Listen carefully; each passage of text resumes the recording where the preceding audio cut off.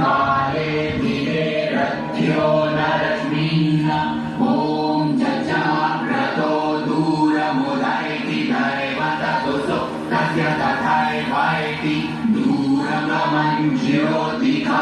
ज्योतिरेण तन्मे मनः शिवसङ्कल्पमस्तु येन कर्माण्यवसो मनीषिणो यज्ञे कृण्वन्ति विदते कुदीरा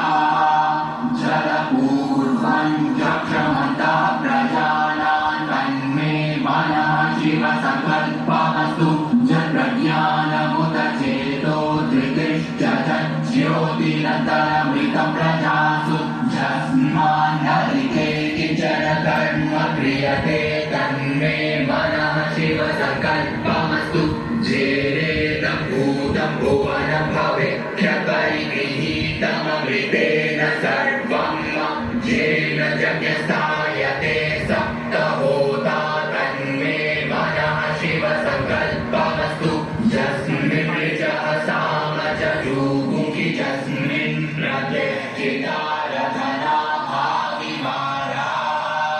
यस्मिंश्चित्तमुं सर्वमोदं प्रजानान् तन्मे मनः शिवसङ्कल्पमस्तु सुखारतिरश्वानिव जन्मनुह्यान्ये नीयते विषुभिर्वाजिनमिव कृत्प्रतिष्ठन् जलजिरं च विष्ठन् तन्मे मनः शिवसङ्कल्पमस्तु हरिः ओम्।